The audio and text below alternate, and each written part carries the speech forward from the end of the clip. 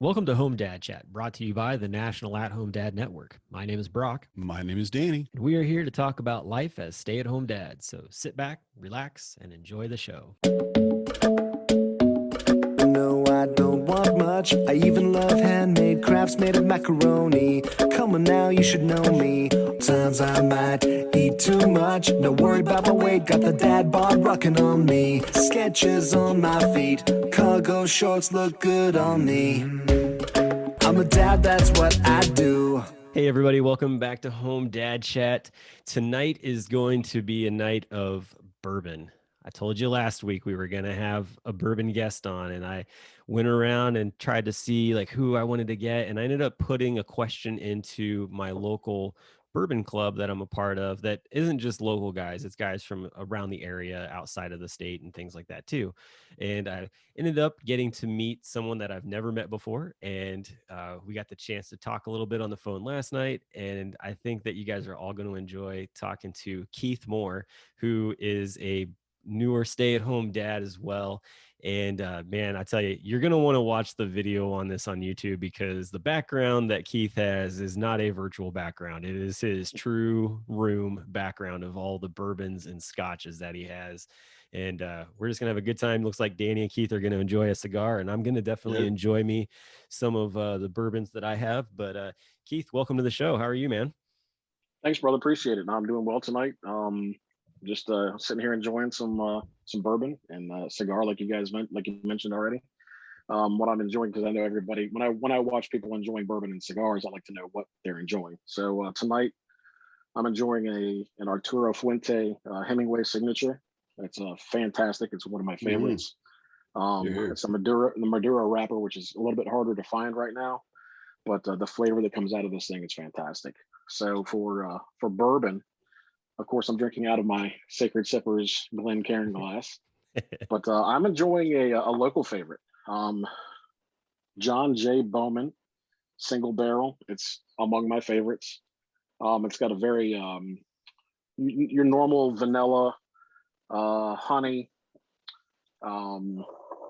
oak flavors to it, but one of the things that I really like about it, excuse me, got a little cigar there in my mouth, is the toasted almond flavor that comes, especially if you drink it behind coffee. Sometimes you drink one after the other, but also it complements the cigar very, very well. Yeah, that's awesome, man. I've actually never heard of that distillery before. Is that you said it's out in the Virginia area? Yeah, it's in Virginia. It's actually, the distillery is about 10 minutes from my house. Nice, that's convenient. So it is convenient. With Virginia, yeah. Well, with Virginia being an alcohol beverage controlled state, they like to I guess put towards the front, kind of advertise a little more the Virginia brands of the Virginia distilleries. So this is actually, being bourbon month, bourbon celebration month. They've had some discounts on the local the Virginia made spirits right now, not just whiskeys, but all of the spirits. Nice. So that's been kind of nice. Yeah, and it being among my favorites, it makes it a little more affordable about this time of year. So that's cool, man. Yeah, nice. Danny, what are you smoking and drinking tonight? Well, unfortunately for any true cigar smokers, I'm just smoking a Yard Gar that I got out of my humidor because I needed to get rid of it. That's all right. Yard Gar, just so anybody knows, it's basically a cigar that you can smoke in the yard while you're cutting your grass or something like that. And if you get interrupted, you have to throw it down. You're only missing this. I think this was $1.50. What brand would you use for those? Oh, I mean, to put you on the spot. I don't have my glasses on. That's the problem. 1898 something. It's yeah, I don't know. I can't read it. Well, for me, that would be the factory smokes. So I kind of put that. It's a factory smoke. Yeah, it's actually it's not even pressed. It's not hand rolled. It's machine rolled. You can taste the difference immediately. But for me, the experience of smoking a cigar is more about the commitment of the moment. Basically, how much time you're going to take to just kind of chill out. That's what a cigar is for me. Yeah. So I have I think 8 or 9 nice cigars left that when we moved in, I got housewarming gifts, which was amazing. And a very good friend of mine, and also one of our family members, my wife's aunt, all sent me cigars. And I'm like, Yeah. Okay. That's cool. I could do this. So, but this one was, unfortunately, I went in and I grabbed what I thought was a better cigar, and I came out here and I had it, and I'm like, I'm not going to go in and get another one. We got to get rolling. So, and also again, bourbon's not really the thing that I'm, really into. Okay. It's delicious, but I've just gotten more used to scotches, and I really like scotch a little bit better. But because, tonight I do have a bottle of Woodford Reserve. Ah, And fantastic. it's good. Yeah, it's There we go. That's a double oak you got back there behind you. That is a isn't double it? oak. That is correct. Yeah. Yeah. That's This is not. This is not. So that's all right. yeah. Woodford makes a good product no matter what it is. So Yep. I agree. And that's what I was telling Danny before we got on, was the fact I was like, you've picked a good bourbon, it's reputable, and it's also the official bourbon of the Kentucky Derby. So you're in good shape there. So, and my wife is a huge fan of the double oak from Woodford Reserve. That's something that I usually will that's try to keep in the fantastic that house. she enjoys that with you. Yeah. Yeah. So one of our pastors at church, he and his wife both enjoy whiskey. Nice. My wife does not like whiskey, but she enjoys the hunt, which is very good for me. So if she's out and about and she's remembering something that I said I really wish that I wanted, she'll be on the lookout for it and she'll bring it home for me, and it's fantastic. That is one thing that my wife will do from time to time. Like, she knows that I'm currently thank God for editing. So from time to time, she'll be looking around for things. Recently, she was looking for a bottle of Eagle Rare for me because one of the guys from Sacred Sippers, Ryan Sidholm, I had hooked him up with getting on the podcast to talk about his ministry out west, and he gave me a bottle of Eagle Rare as a thank you. And I had never had it before. Oh my gosh, I'm pretty much in love with it. It's so good. It's good stuff. Yeah, but it's hard to find. So I was it's one of those things. It's not like it's a unicorn per se, but it is harder to find depending on where you live. So right. There are some places, I'm going to say Texas, just as a state, I can go to Texas and find the shelves stocked with the stuff. But you go anywhere else, or Virginia, for example, we can't really find it right now. Yeah. When they first put out the stuff for the state, then it's pretty easy to find. Yeah, actually, there's one of the guys that we talk to on a regular basis in the Dad Lounge, which is our weekly Zoom hangout for dads. He was like, "Man, if you could pick me up a bottle of Buffalo Trace, that would be awesome." I'm like, "Dude, I could go down to Costco in Kentucky and pick you up a freaking like fifth of it, like a fifth. Well, I could pick him up like a big old bottle of it, like that's not a hard thing to do." And he was like, "Are you serious?" I'm like, "Yeah, I could get you like a massive size bottle." I'll tell you what, Brock, Nice. you give me a handle of Buffalo Trace and I'll give you 2 bottles of the Irish. I can definitely make that happen. I've got to go get one. It's so hard. It's so hard to find here, man. It really is so hard to find. That's a good idea. I'll definitely put that on my list because, like I said, I got to go pick one up for this other guy anyway. So that's perfect. But yeah, so I want to kind of turn the page on things a little bit here. So, Keith, you're a stay-at-home dad. I just kind of want to get a little bit of your story. Like, how did you become a stay-at-home dad? How many kids do you got? What's family life like for you? All right. So I've got 2 kids. One's still at home. My oldest is my son. He's 24.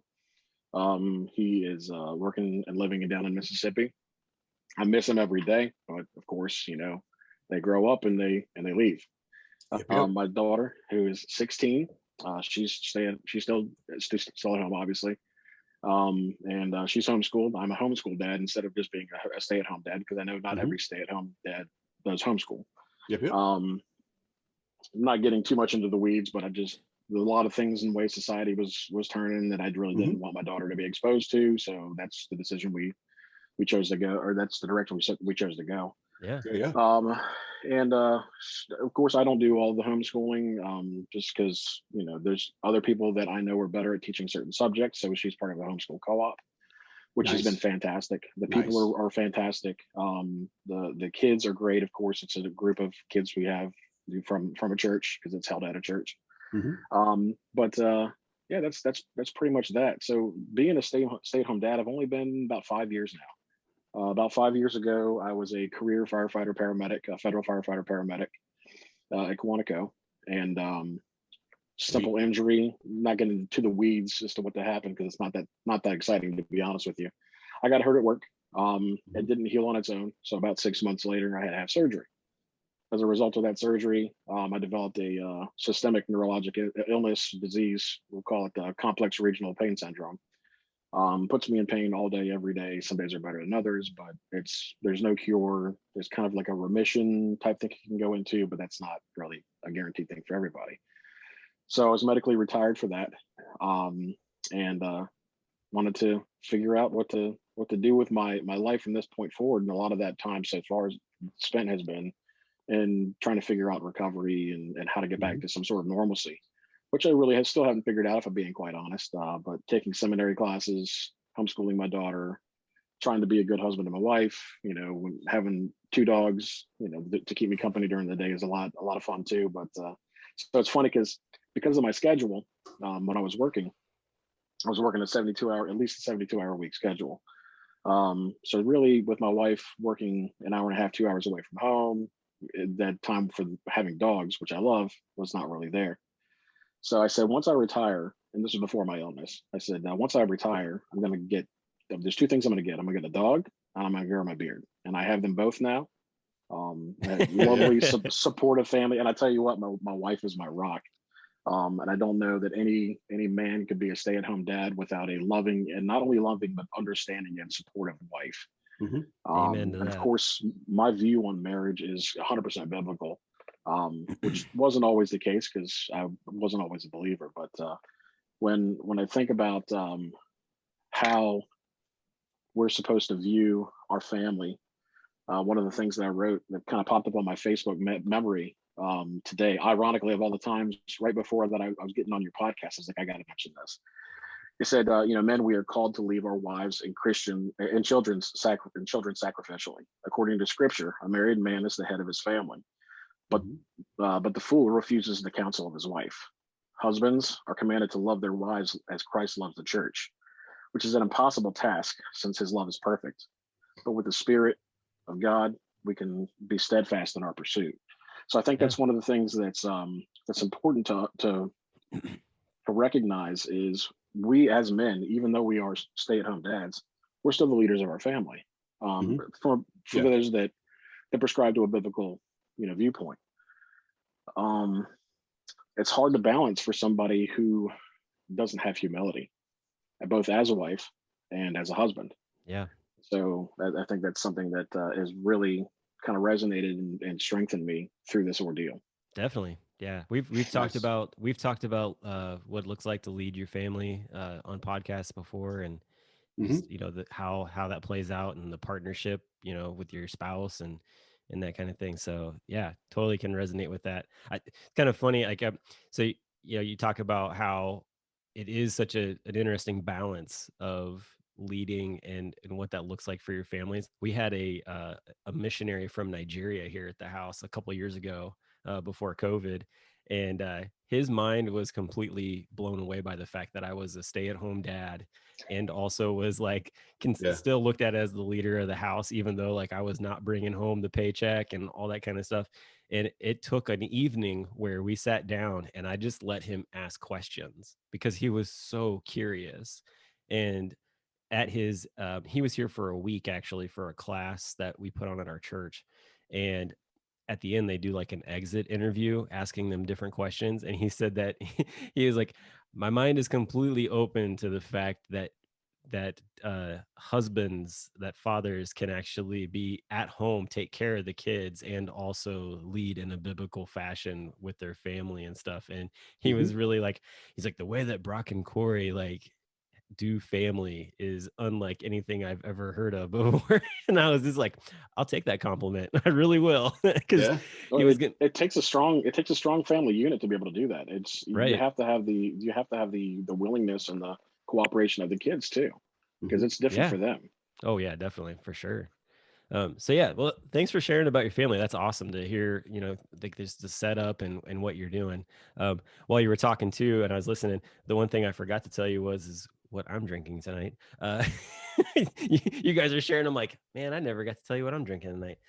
So this is actually a Sacred Sippers barrel pick. This is hold it up, Rock. Hold it up. Let me see what you got. So this is this is the Starlight Distillery Carl T. Huber. It's their double oaked bourbon, and this is 116.4 proof. This was aged in an Stout. American oak barrel, 4 years. This stuff is amazing. Is that the double oak? It's the double oaked. I am a Okay. huge fan of double oak, just like my wife. And this, honestly, to me, it's like caramel and cherries with like a light smoke on it, and it's smooth. And that, even though it's at 116, it's not something that like heats up your palate. And it doesn't give you that sort of like, wow, that's really hot. Like, it is just a super smooth, well done bourbon that, honestly, like, if I if I had the ability to have it at the house all the time, it would be it would be one to do with that. But it's, yeah, it was a good pickup. Yeah. So, hey, on that note, and I'm gonna do a shameless plug of Sacred Sippers real quick. If there's any Yeah, do Christians it, in the man. community who want to, look us up or look into us, it is a private group right now. But send Brock or myself or somebody, a PM, and we'll be glad to add you. Yeah, But definitely. it's a community of Christian brothers and sisters who just want to celebrate the gift that God has given us, in the form of whiskey. And we celebrate it. And of course, we don't just exclusively use it in Christian circles. We can use it for evangelistic tools too. It's great for that. I know one of our admins, Ryan, is really big into using it for evangelism. He does Oh really yeah. well with that. But yeah, it's just come on over and join us. That pick that Brock showed you, the Starlight, the Huber, is one of our more recent ones. One that was kind of released at the same time was the apple brandy finish, which is the ones that I have. I believe that one is right up here, and it's a bourbon that was finished in apple brandy casks, and it is phenomenal as well. If you taste Apple Jacks and that, I mean, it's a really good, Sweet. really good finish on that. That's So, interesting. So one of the things I learned on my trip out west was I actually met a couple from Wisconsin who they work at a distillery. Yeah, hey, Danny. Like, Danny I'm just all moved up there. Wisconsin now, man. I know It's you're been all. like 3 weeks. Yeah. Where's your cheesehead hat at? Right. I am a cheesehead. It's official. In more That's what ways than I'm shaping my mohawk into a wedge of cheese. That's in more ways than one that you are a cheesehead. You're just the state and just like personality. Straight up, yeah. Cheesehead. But no, they were talking about the fact that, and even Paul Gordon mentioned this to me as well. Apparently, like, Wisconsin is like known as like the leading producer of brandy. I didn't know that, but that's one of the things that Paul was telling me. And then I met this couple and they were like, oh yeah, like Wisconsin produces tons of brandy. And I was like, that's wild. And I guess like these folks in particular were producing like an apple brandy of some kind. He actually had it there. I got to try it when we were because we stayed at a campground just behind Mount Rushmore. And he's like, oh yeah, he's like, I've got some of this. He's like, is it too early to try? He's like, because I think it was like 9 o'clock in the morning. He's like, is it too early to try some brandy? I'm like, no, no, it's not. Not if you're sharing, buddy. Like, Yeah, right. pull it out. Like, I got a cup. You got stuff. Come on, let's go. Yeah. So it was good stuff. So that was something that was new to me. That I learned on that trip was, just different things like that. So yeah, I haven't had the apple brandy. What did you think of that? it's fantastic, man. I mean, it's got a great finish, and it's 116 proof, just like the one that you Nice. have there. So it is a little lot higher in proof. The reason that I like some of the higher proof stuff is I like to be able to see what it does when I add a few drops, proof it down. I'll start with a few drops, enjoy it, see what it does on the palate, see what it does on the finish. Even on the nose, it'll change a little bit. But see kind of how it develops. You can tell when it gets too watered after your first dram. But yeah, that's what I like to do is explore each expression that I have. I Yeah. mean, it's harder to it's possible to do with some 40% or 80 proof whiskeys, but and I don't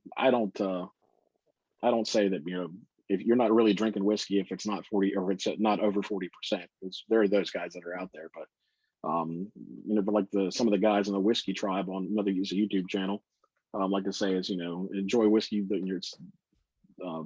drink what you like and the way you like to drink it. Exactly. So, Exactly. Now, me personally, I drink my whiskey neat. I don't like it on ice or with rocks. I don't like it watered down. I like it as it's intended to come from the distillery. But however anybody else wants to drink it is on them. Now, I'll enjoy an old fashioned or something like that every now and then. But for the most part, I like to drink it neat.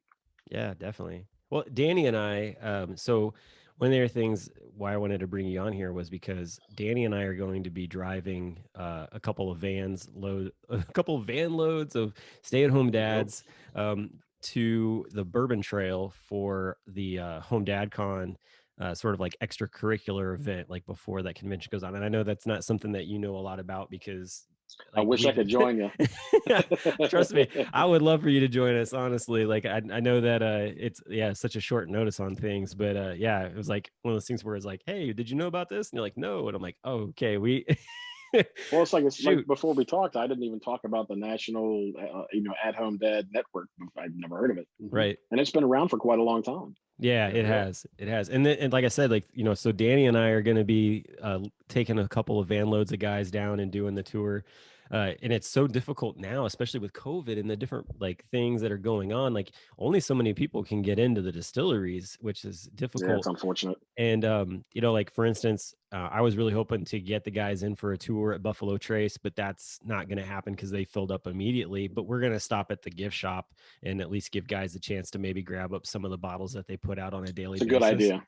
Yeah, because I Good mean, idea. it's a great chance to possibly maybe even get my bottle of Eagle Rare while I'm down there, or to get a bottle of Blanton's or Weller's or whatever they put out. But there's a lot of guys that are just interested in going to it. Danny, so just to kind of throw things to you, this is something that's going to be new for you. Is there anything particular? What are you looking forward to about going on this tour?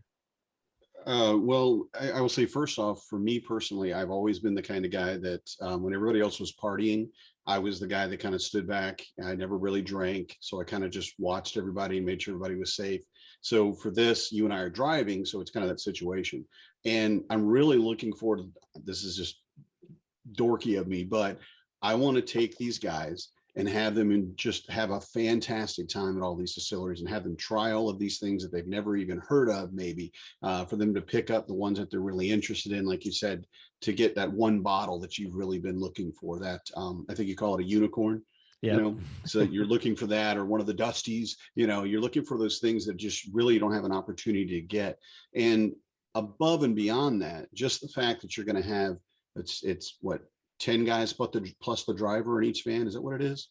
Yeah, right now 10 it's and 10. right now Yeah. it's sitting at about 10 and 10. Yeah. Yeah. So it's me and 10 dads who I will definitely know every single one of them very well by the end of this trip. But just driving around, stopping at a distillery, going in, trying some amazing stuff, having fun, and then just getting back with your tribe kind of thing, but doing it with a little bit of, hey, have you ever tried this? And Right. that moment of, oh wow, yeah, okay, that's that. What is that now? Oh, that's amazing. That's the best I've ever had. Or maybe, yeah, I don't really like that one, but have you tried this? And that sharing that you get when we're all going to be standing in a distillery, not you and me drinking, but all of us are standing in a distillery sharing drinks. Yeah. And it's a moment of camaraderie that I think you really can't get any other way.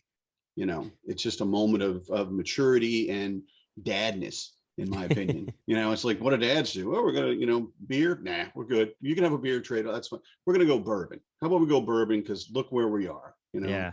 Bourbon capital of the world, in my opinion. So let's go and do it right.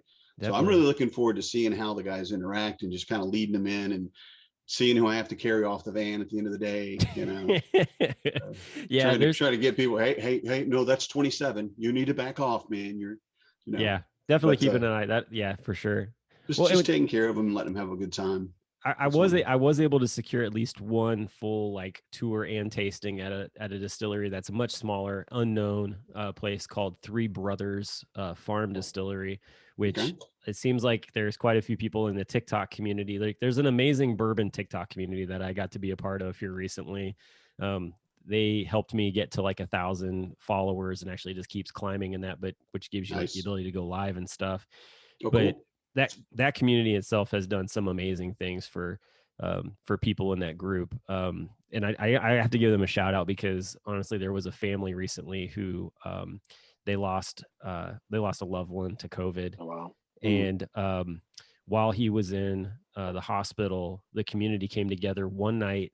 They put on, like, it's amazing how they did it because you had to go around all these different avenues for how you're going to like do an auction where you're going to auction off alcohol online.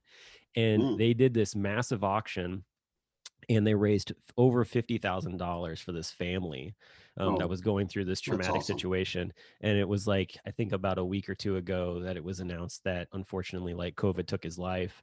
And it was a Sorry to long, hear like that. month long battle that he went through. So, Yeah. but it's just stuff like that. Like, those are the kind of things, like, I mean, you see that even in the Sacred Sippers, where it's like, you know, you're raising money for different things, like Aruna, if I believe that's the name of it. That's it. It was Aruna. Aruna is something that we're always raising money for in the Sacred Sippers, which I don't know a whole lot about, and I'll get to it here in a second, Keith, for sure. Okay, no worries. We'll just give a little bit of a tease into it. But yeah, we'll talk about that here in a second. But yeah, so like Three Brothers Farm Distillery, we're gonna go on that tour, and there's a tasting. And the thing that's fun about that place and what drew me to it was, one, they were really excited to have a group of stay-at-home dads come, but two, it's Cool. a cigar friendly distillery. So when you're Okay. in the tasting room, you can actually smoke a cigar. And then on top of that, you're actually taking samples straight out of the barrels. So it's not something that's bottled. Mm. Like, you're actually pulling out of the barrel, filling up your tasting glass. And then if there's something, if you like one of the barrels, you then get the ability to actually fill your bottle on site, like, which is really cool, because you get to do the whole process from like drawing it out to filling it in the Yeah. bottle. And I was like, It's man, epic. that's the experience I wanted to give the guys who were coming from all over the country. And I can't even think of one big time distillery that even does that. Maker's Mark is probably the only one that comes close to it, and that's when you get to dip the bottle, and that's about it. So I know Jim Beam. My wife went out. She was in Louisville for a month for training for work, and she went to the distillery and filled the bottle, filled from Oh, um, nice. yeah, and did a select stock Jim Beam. I haven't tried it yet because it's the only one I'm ever gonna. So here's my problem: if I get something, and I gotta be honest with you guys, if I have a bottle that I can only find one of, I have a hard time cracking it, because I know once I get into it, if I like it, I'm gonna go through it and it's gonna be gone. Yeah. So that being said, I mean, I've got some pretty nice bottles, like a Macallan 18 and a Highland Park 17, the light, which are more expensive bottles, but there's sentimental value to those as well. And you know, my wife bought both of those for me. Yeah, just not getting off topic, but you know, I'll let you finish. I'll get into those in a minute. I know we're short. We have a time restraint tonight, so if I go along with that, there's a lot I want to say if you guys No, want to hear you're it. fine. Oh, yeah, that's only you though. That's definitely not Brock or I at all. So you need to watch yourself, sir, because yeah. Oh, rabbit trail off into what? Yeah, I'd be happy to talk about it for Yeah, 74 I'm terrible. minutes. You know, when I used to teach paramedic classes, I was very good at staying on task because I knew exactly the line I wanted to go down. But anything else that I'm doing, you know, with church groups or anything like that, or just sitting around, you know, kind of hanging out with the guys, man, I'll get off on a rabbit trail and it's terrible. Yeah. Easily. Well, especially if it's something you're passionate about. And honestly, that's Absolutely. what I love about most of the people that we have on. The reason that we want to talk to them is because of that passion. Definitely. It's that thing that they love and that they want to talk about. And I don't know a better way to get to know someone than just asking them, so what do you love? Right. You know, and if their first thing is, you know, bourbon, okay, cool. But I mean, probably not the first thing, but whatever it is, it's going to give you an insight into what their passion is and what they're interested in and what they want to talk about. So I love it. You know, I love that passion that you have for not just bourbon, you know, for all the things, but I love that you can do that and you're willing to come to here and do it for us, you know. I think it's Thanks, cool. brother. I appreciate that. Mm-hmm. So give me the elevator pitch, Keith, on what Aruna is, and how that go ahead. works. No, go ahead. I don't want to make anything up. So I actually pulled up what they say that their mission is. Good deal. So Aruna projects bring and sustain freedom to victims of commercial sexual exploitation through employment marked by holistic care. So it's basically for women who have been sexually exploited, and it's a way to help get them back into getting them a trade, getting them housed, and getting them on their feet and out of sexual exploitation, which is a huge problem in India. So that's pretty much what it's for, and it's a fantastic cause. Definitely. And I think that's the one thing that, you know, when you hear people say like, oh, I'm a part of a bourbon club or whatever it is, they're like, oh, you just like what, buy, sell, and trade bourbon, and that's it. It's like, not this group. Like, we actually try to raise above more of that. And I think that Have a that's one of the purpose. things. Yeah, we have a purpose, and I think that that's one of the reasons why it drew me to the group. And then on top of it too, like, I got in there and then found out there was a bunch of guys that I like went to college with that are in there, and other Nice. local ministers and things like that. And I was like, oh, this is awesome. Like, you think about when I was in college at a Christian university here in town, like, you kind of had to like hide the fact that you liked bourbon or beer or anything along those lines. And it was Mhm. like, I had this philosophy of like, dude, like, you shouldn't have to, like, if you're not like over exceeding and you're just enjoying it, like, it shouldn't have to be something that you hide. And Absolutely. being a part of the Sacred Sippers has really been able to show me like that there's a culture out there of just really appreciating a craft that's well made. And we're so close to it here in Cincinnati. It's only 90 Yeah. minutes south of us. It's amazing to be able to enjoy it the way we do.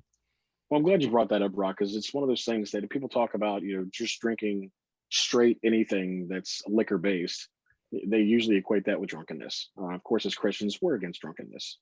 Like I said before, I wasn't always a Christian. I was in the Navy for 5 years as a Navy corpsman. I spent a lot of time drinking, I would say, unbiblically as a secular individual. But as I've aged and walked through my Christian life, I've really come to enjoy and appreciate what the distillers actually intend for the consumers to experience when it comes into Yeah. this glass, instead of just turning the bottle up and glugging it down or taking shots. And I just I look back on all the times that I've been drunk, and I look at how much of an idiot that I used to be, being quite honest. And I'm only talking about myself, not talking to anybody else. I didn't always drink responsibly, is the bottom line. And I really enjoy, not just feel obligated to enjoy it responsibly now. Yeah, definitely. So I want to get into, we've got about 10 minutes here before things kind of close up on us. 30 minutes. Gotcha. Okay. I want to, yeah, 30 minutes. There you go. Like, he's full of jokes You tonight. can edit. I know.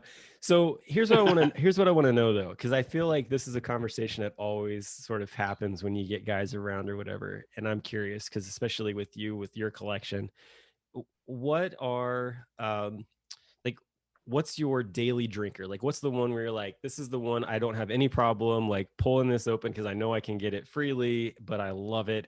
What is that for you?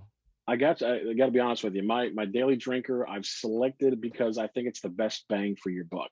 And it's usually a competition between this and Wild Turkey 101. But mine is Evan Williams Bottled and Bond. It is a fantastic flavor.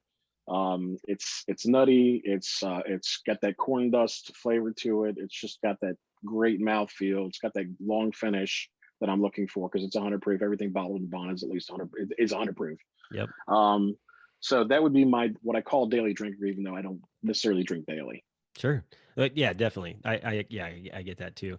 Danny, do you have something that you go to? Like, you're like, this is something like, if I want this drink this time, and I know that it's not going to be like, oh, like if I finish it, I can't find another one. Like, do you have what is it? Abelor? Abelor. Yeah. What is that exactly? Can you explain that one a little bit? It's one of my favorites. It's fantastic.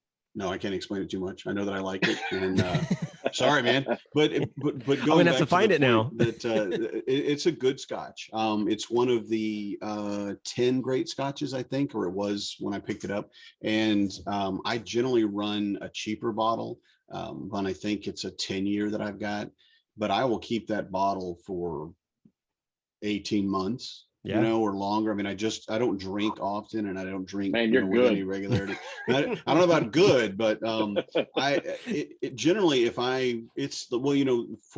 the name of your distillery, your brand is Sacred Sippers. Right. That's what I'm doing. I'm sipping. If I did pour 2 tonight. I've got my Woodford Reserve because I wanted to have a bourbon, and we had a bourbon in the house. Let's go. But also the one that I'm really enjoying, but wouldn't be my go-to because it was a gift. And but I've got a Sakura cask whiskey called the Matsui, excuse me, Matsun. It's a Japanese whiskey. Japanese, yeah, good stuff. And it's 48% by the label, and it is as sweet and smooth as a cherry blossom to me. How would you I define mean, smooth? Because that's a very subjective term.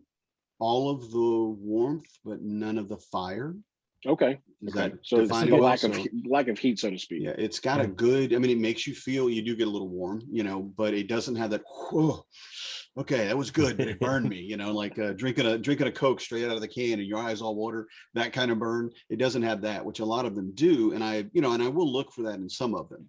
But for this one, this was a gift from my wife, and I never would have gotten this for myself because it's just, no, it's, I'm not even saying it was expensive, but it's kind of like, well, I like these things and I'm not going to buy something for myself that's, even if it's like $30, $20, if I'm not going to know that I like it, I have a hard time buying things for myself, because then what if I just have to, what do I have to leave it in the cabinet for 10 years and then eventually throw it out when she's not looking or something, you know?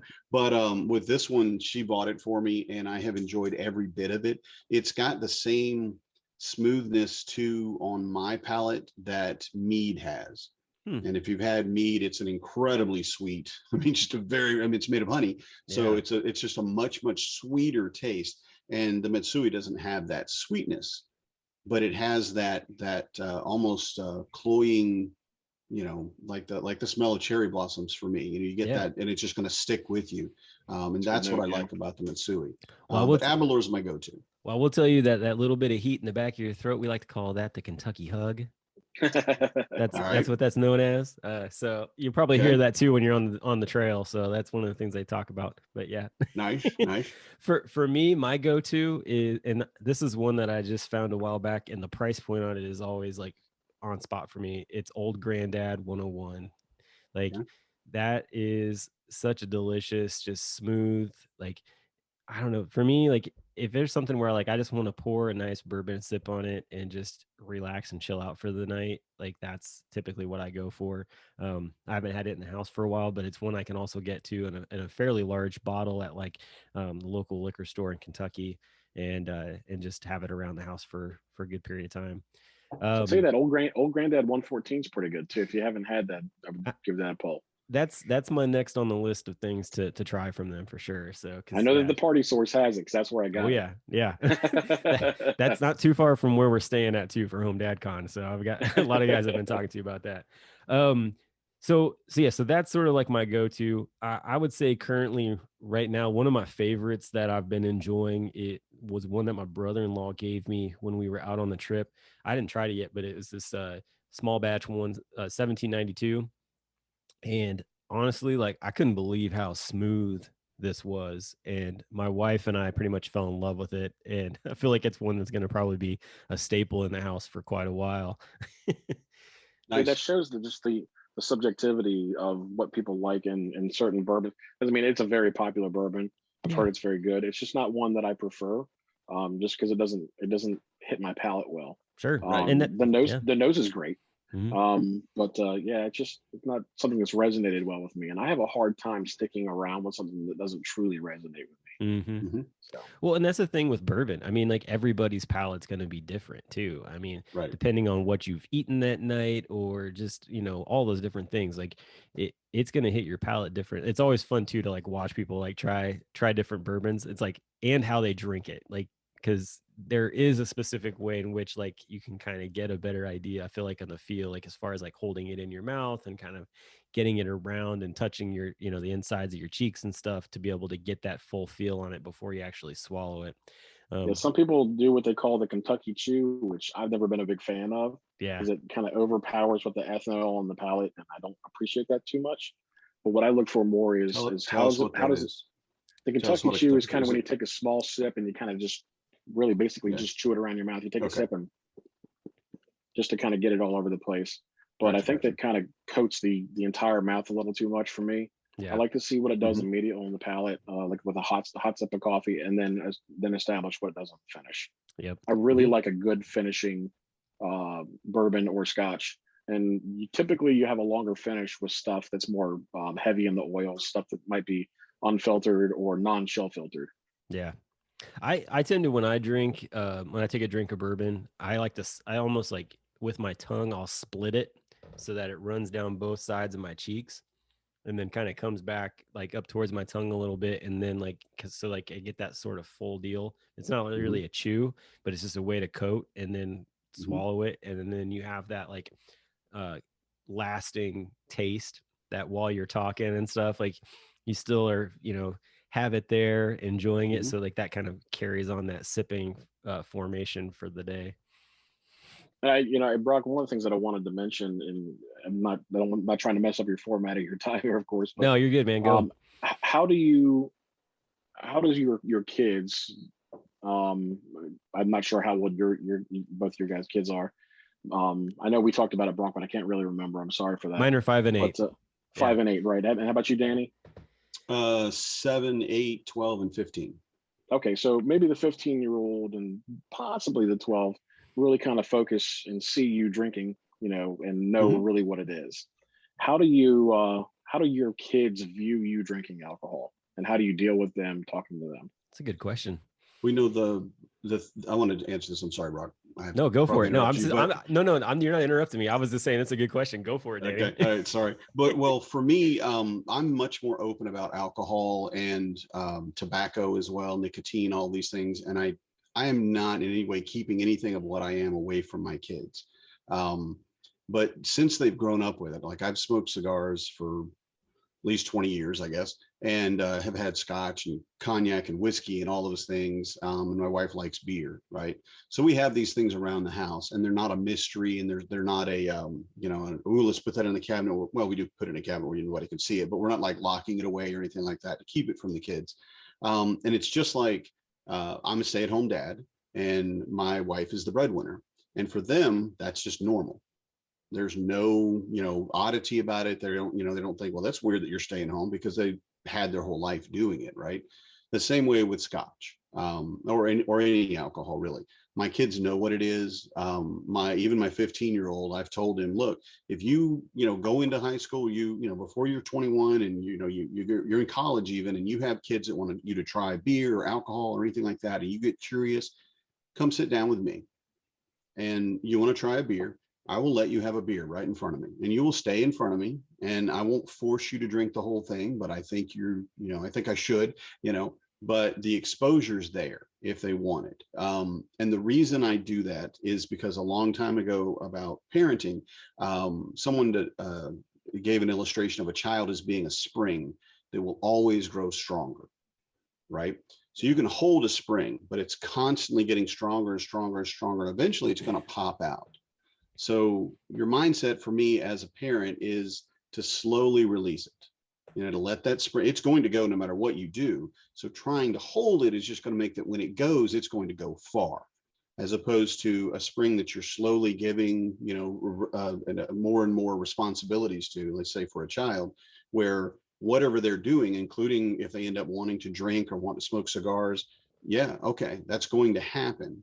That's out there in the world, and it's very common, and it doesn't have to be alcoholism or addiction or anything like that. Although I have told them no drugs. That's not. But what I'm saying is, it doesn't have to be that extreme of it. It doesn't have to be drunkenness. It can be simply, I enjoy the flavors of this scotch, and this is why.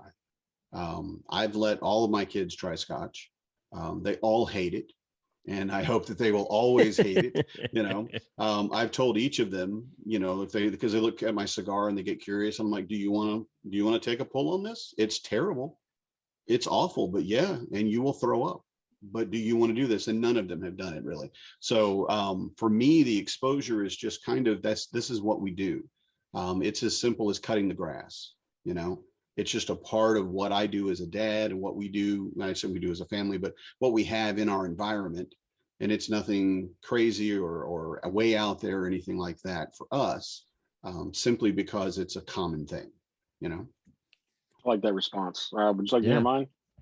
Yeah, man, definitely. I want to hear yours because, for mine, I mean, it's really simple. Like my 8-year-old, for this year for Father's Day, he told my wife that he wanted to get me some beer or bourbon, because he knows that he sees me drink it. He understands that I like and I enjoy it. That's great though. That's fantastic. And she was like, well, we just got back from a trip where we brought back 8 bottles of whiskey. So let's go the beer route. And she asked me like what I was looking for. And it was really nice because she took the kids up to my favorite bottle shop and walked in and talked to them and said, hey, like, for Father's Day, the kids want to get their dad some bourbon or some beer, and he really likes barrel aged stouts, and he likes sours. And so they helped them find like 8 different ones. And it was so funny because the kids, they picked all of the different cans and bottles out based on what the labels were. Yeah. So Nice. I had some really funny like labels of like dinosaurs and ducks and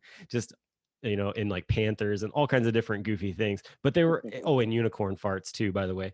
And so I mean, just all these different ones, but it was great because like they're understanding like, okay, like this is something that Papa really enjoys, like later in the evening, that kind of stuff. And I feel like that's something in my family, we always kept it in the forefront. It also helped the fact that my dad and I and my brother all worked for the Miller Coors distributor in town when we got older. So, so it's been around the house for quite a while. So having that conversation has been pretty simple. And two, like for like Easter and Christmas, we'll have wine, and we'll tend, like, the kids are like, what is that? And we're like, this is like a juice, and we explain it to them. And we've let them actually try sips of it just to see what it's like. And for the most part, they're like, okay. And we explain to them like, this is something that adults drink, so getting a sip of this is not something that you get on a regular basis. And it comes with responsibilities and that kind of thing. So I feel like that's more of like the European side of things and the fashion of how like families definitely introduce that to their kids and stuff. But Keith, yeah, how does that work for you? So in my house, of course, there's just the 16-year-old at this time.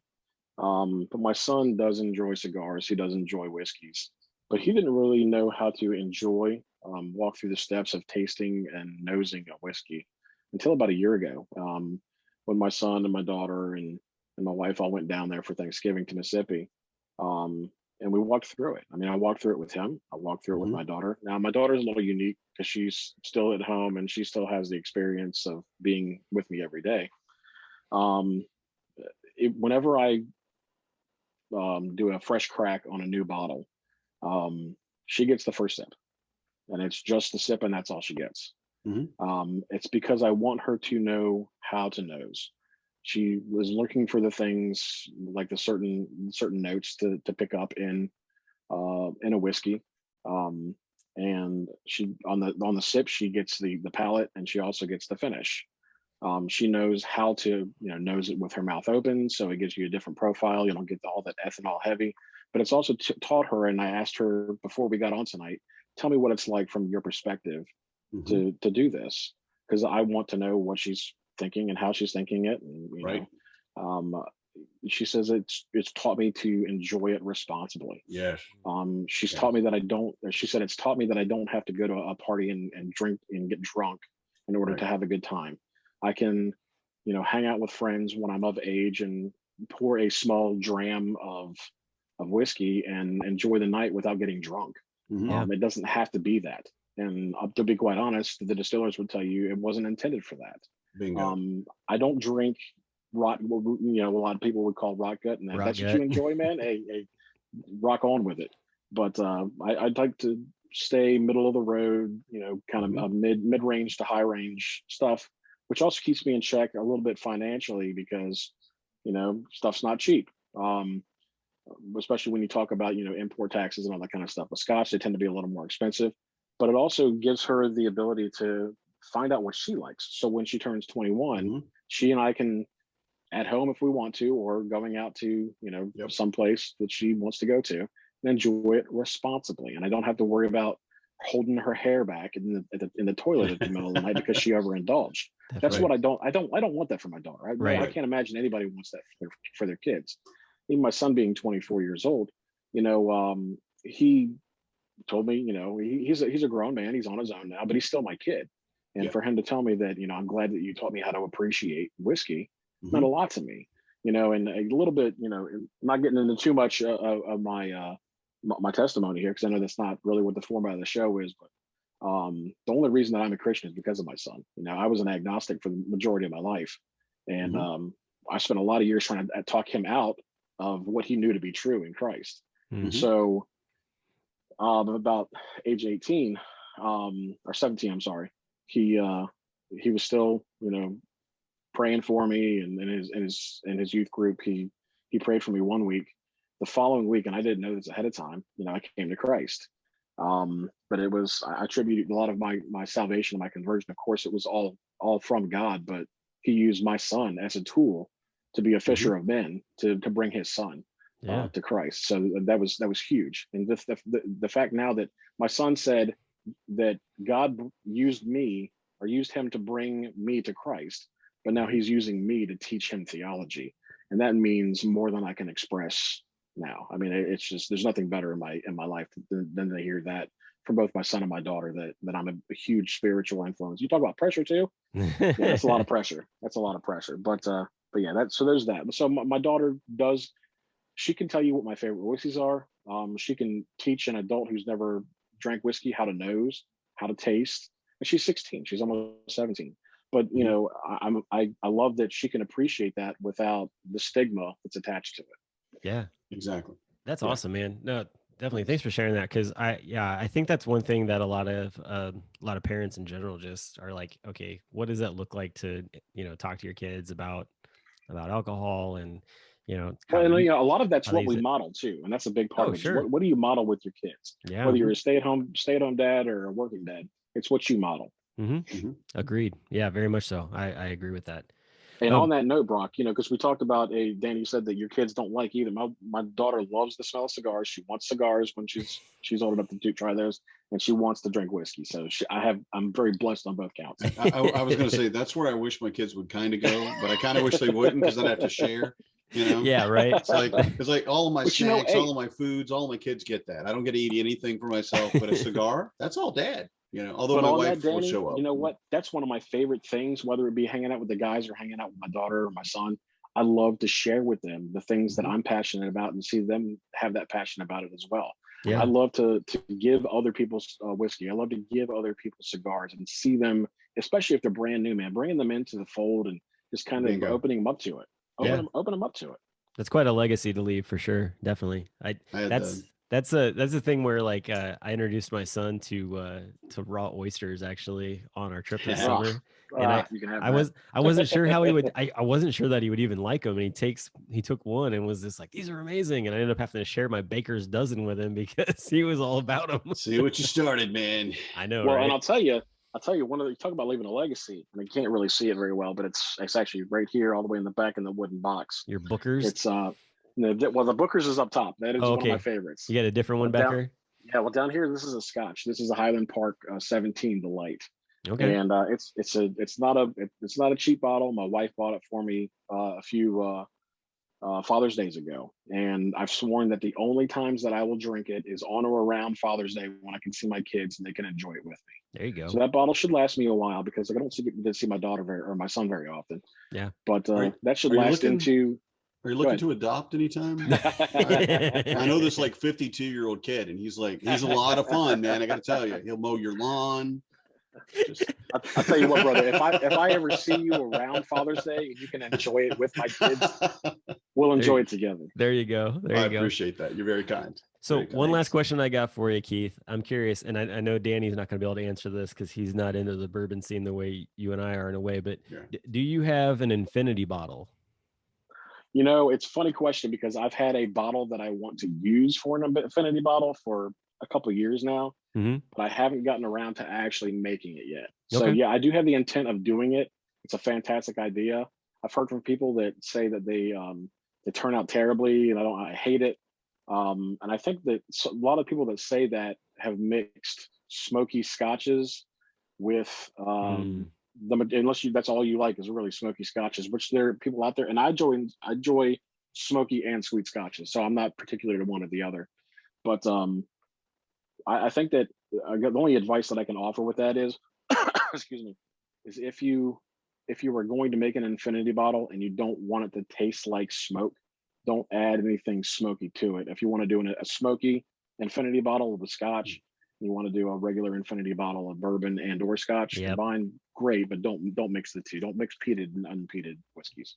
Definitely. I mean, mine I started with I've only got one in it, but I put basically I'm putting like the last shot of the or the second to last shot of the bottle before it's finished in here. But I started off with a Maker's 100 as the first one that I put in here, and I'm excited to put the rest of them that I've got in and continue on, because I am curious, because I've heard some really good things, like just putting all the bourbons in there to see what it tastes like. So what's an infinity bottle, gentlemen? Yes. Okay. That's so, fantastic. Yeah, great question.